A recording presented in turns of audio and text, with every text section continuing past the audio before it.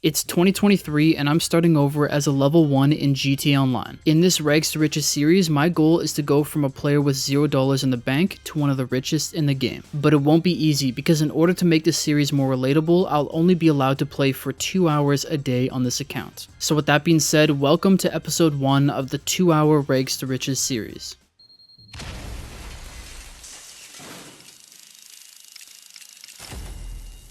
So because I'm on the expanded and enhanced version of the game, I start things off with $4 million and we're here in the criminal career section. Now each of these paths will give us a different business and different items in the game, and I thought about wasting all of it to make it more relatable to last gen consoles, but instead I'm going to rank these from best to worst and just choose the worst one. So I think the best of the 4 is for sure the executive because it allows you to do CEO cargo crates. That's a great way to make money when you first start off. Second would probably be Gunrunner, which allows you to work the bunker, which is a great passive, semi-passive business. Same thing with Bikers, it allows you to do or use passive businesses. So the worst one is actually the nightclub. Now it will make us some money right off the bat, but it's not really useful until later in the game. So we're here in the nightclub option and we have a few different locations to choose from. Downtown Vinewood is the one I prefer the best, so we'll go with that. For upgrades, I'm going to go with Omega because it costs the least and it's going to give us the staff upgrade, which is very important for our money grind. When it comes to vehicles, there's a few different good ones that we could have here, but I'm just going to waste our money and purchase the most expensive vehicle that we most certainly don't need, which looks like is going to be this limo. I'll also pick up the Mamba because it costs close to 1 million, leaving us only 160,000 for weapons. For the weapons, I'll actually be a little bit more serious with this. We'll get the marksman rifle, the special carbine, which is a great weapon to have right off the bat. We'll pick up the shotgun, the machine pistol, and I'll just buy the rest of these weapons. They're all useless, they're not going to be that good for us, but we might as well use up all our money so that we're only left with $100 in our bank account. And with that, here is the final choices. We are going to start our first career and get into GTA Online. And with that being said, we're now going to start up the timer in the top left-hand corner, counting us down from 2 hours because that's all the time that we could spend on the game today. Alright, this is our character. We wasted 3.5 minutes doing that, but I wanted him to look similar to our previous characters. Let's finally get into GTA Online. Alright, so we are here in Los Santos. We arrived at the police station as you always do when you start up a new character. And now it's time to do a few startup missions, I believe, and then we can finally get into today's money grind and work towards our first big purchase for the series. Alright, we have arrived here. And if I remember correctly, we have to pick up some weapons and then take out some gang members. The weapons are right here. Alright, so that one's done. Now we have to head over to our nightclub to set it up, I think. Alright, we finally arrived at the nightclub. Already into our first cutscene. Hopefully this one doesn't go on too long. So this here is the other section of the nightclub that we're eventually going to get to later on. The warehouse section. You are required to own a bunch of different businesses for this first, but the main income we'll get from the nightclub right off the bat is from the wall safe. Alright, so I don't know how long that cutscene took, but it felt like forever. Now we have to go steal the studio equipment or the sound equipment. Alright, we finished up the first mission, got quite a bit of RP, and now I believe we have to go get the sound equipment. And we are done. Finished the equipment setup. Now I think all we have to do is get a DJ. Once again, I think this mission is a very long one, so it's going to burn into some time today, but that is what it is. Okay, we finally brought him back to the nightclub and we could start things up. Okay, so we finally have the nightclub set up. We have max popularity and this is a wall safe where money will be deposited every in-game day, just so long as we keep our popularity up.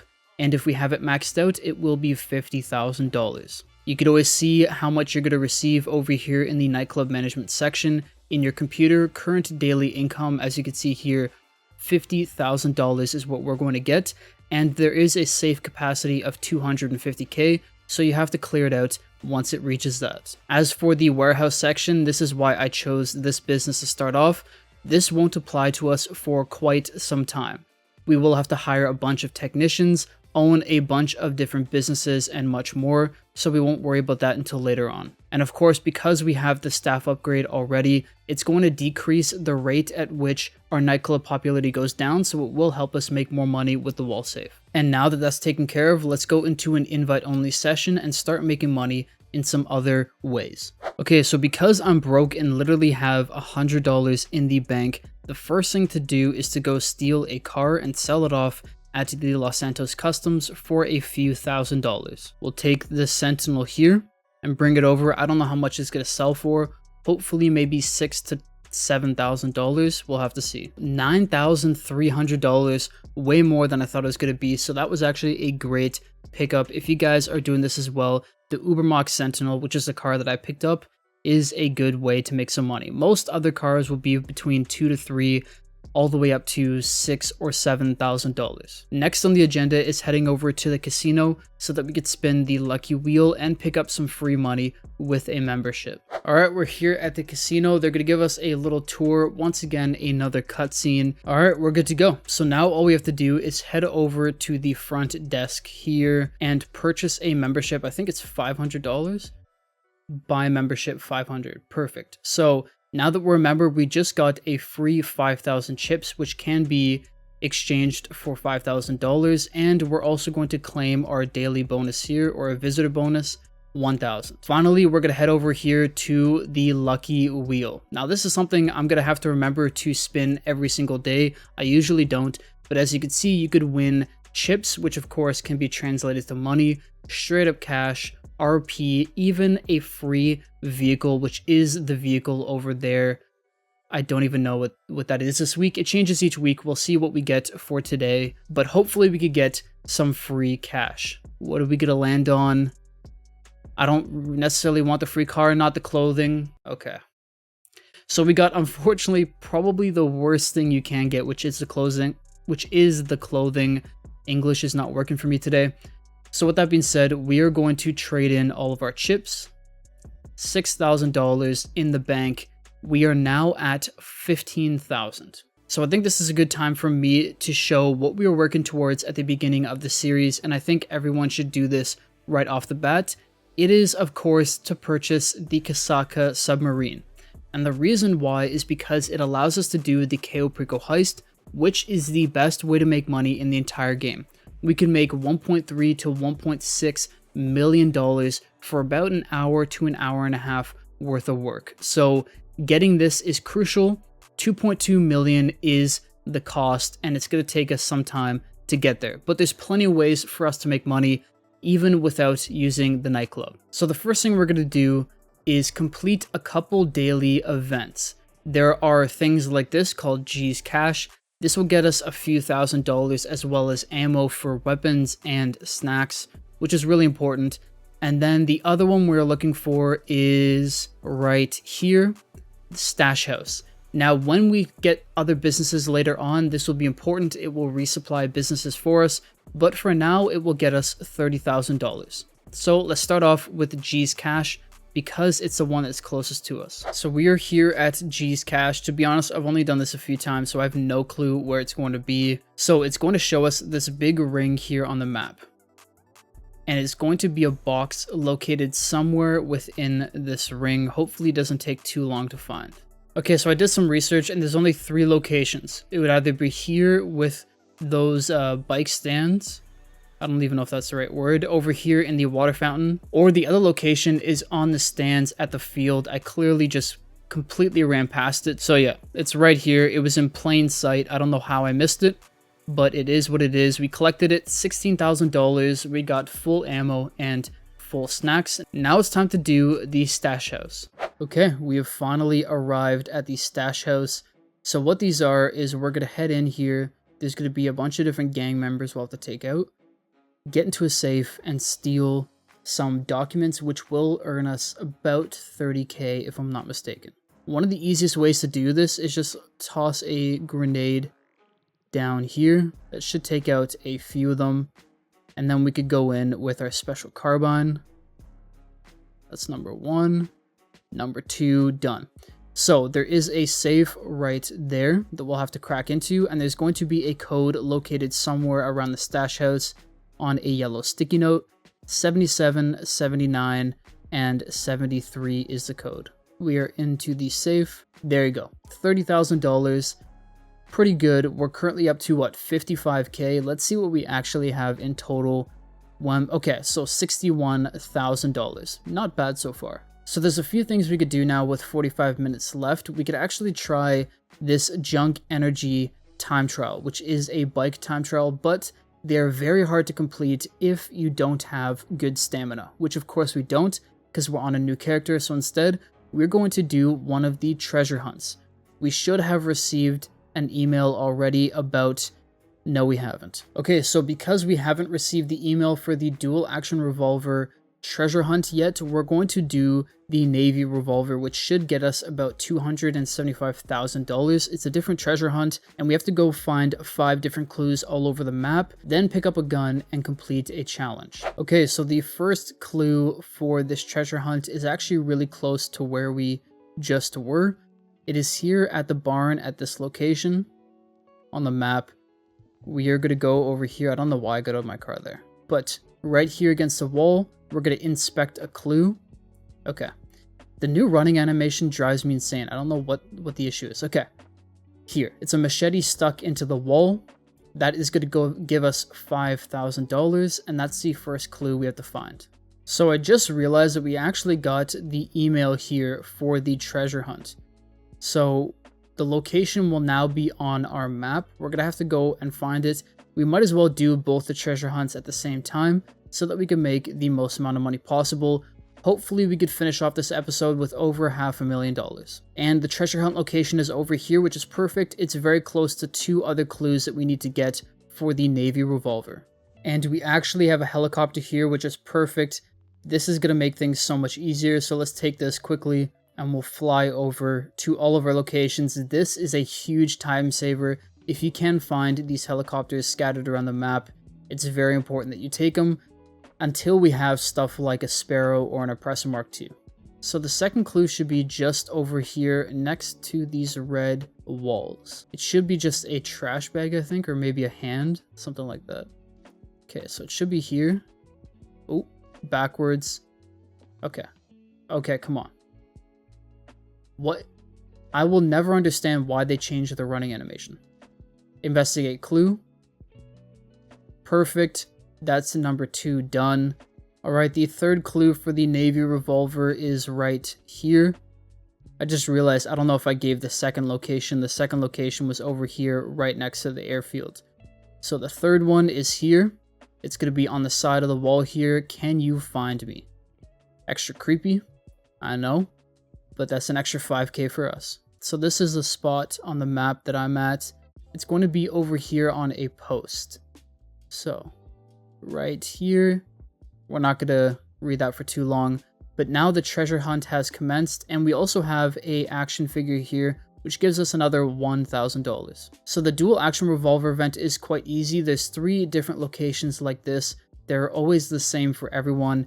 And they have the clues in the same location. So we're going to have to go inspect 3 new clues for this one, and then finally be awarded with the dual action revolver, which is a weapon that we'll have to complete a challenge with to earn the money bonus. So with the dual action revolver event, there are 3 different clue locations that you have to go to. So the first clue is over here in a cave. We'll inspect it quickly because it's a little disturbing. Done. That's the first clue discovered. So the second clue is over here at the Alamo Sea. There is this weird broken down shack. I don't know if you want to call it that. There's a bloody shovel. That's what we have to inspect. Investigate it. Boom. Done. That's clue number 2. And clue number 3 is here. It's going to be right next to the tree. It's going to be this box right next to it. Boom, that is going to be the box for the dual action revolver. And now they're going to show us a treasure chest on the map. We got really lucky. It's very close to us. Alright, we have arrived at the chest. We're going to open it up. For some reason, this specific scene always gets glitched out where we can't see my character. I don't know why. But there is the dual action revolver. Now we're going to have to complete 50 headshots, I believe, in order to make a money bonus. And another thing that's important to mention here is in order for you to receive the money bonus for the dual action revolver for the Navy revolver, which we'll do up next, you have to be connected to a social club account. So you have to have a social club account made, which is separate from your whatever could be Xbox or PS5 account, and then you have to link them together, which should be something that pops up right away when you do start GTA 5. I'm now going to go to the final location for the Navy revolver, which is right here on the map, and we're going to get the final clue there and try to complete that second event. Now, we may not be able to get the actual money bonuses in this episode because we have to complete a couple challenges first in order to make that money, but we'll at least have the 2 weapons to do so. Okay, we're going to drop down here, and the final clue is actually going to be on a shed right behind this building. So we're going to drop back here into the parking lot. Let's go a little quicker here. Oh, no, and we're going to lose our helicopter, won't we? Okay, so we don't have our helicopter anymore, but we have the final clue. Now, this is the 4th clue. There is a 5th one, and the 5th one is always randomly generated, where it could be in 5 different locations, which is why I really wanted to have that helicopter, but we'll have to call over our Mamba so that we could get around. So there is a clue that actually may be very close to us. It's supposed to be in that location there, so we're going to try that first, and then we're going to go in order of the nearest ones after that. Hopefully we could get it on our first try, but I really don't want to waste our last 20 minutes just trying to find this final clue. So apparently if it is here, it should be right here, which it's not. The next location is here just south of Fort Zancudo, so we'll have to go for that next. Okay, so we are coming here to the second potential location. What we are looking for is a black van. I don't see it here. No, not here. So as you can see, we're back here in the nightclub, and that's because for the sake of today's video, we're actually just going to collect our money from the wall safe and complete off the dual action revolver challenge to get that 250k, so that we at least made some money for this episode. So 50k, we're now at $125,000 in the safe. Now we're going to drive down to the beach, Vespucci Beach, to try to complete the challenge. So I always come down here because I know there's going to be a bunch of people around, which makes the challenge a lot easier to do. Headshot number 1, headshot number 2. This is going to take a little bit of time, but I also have one other trick up our sleeve for today's video that we may use. This is not, yeah, it's not going to plan. Okay. That's so bad. Missed again. That's number 2. Boom. So we have 40 headshots remaining. It's not looking like we're going to get it in this 8-minute period. So I'm going to do one other thing instead. So to finish off the episode, we're back here in the nightclub. I was only able to get 10 headshots with the dual action revolver. So in the next episode, we'll complete the challenge, get the 250k that comes along with it, as well as completing the Navy revolver so that we could get another 250k, putting us closer to buying the Kosatka Submarine. The final ace in the hole that I was trying to do was to secure the 2-step verification. Once you do that, you're actually rewarded with 500k in the game. Now, I think it takes about a day for it to actually register, so we'll have to get that in the next episode. But once that happens, that's an extra 500k that we could use towards the Kosatka. Anyways, I hope you guys enjoyed the first episode of the series. I'll see you all in the next one. Peace.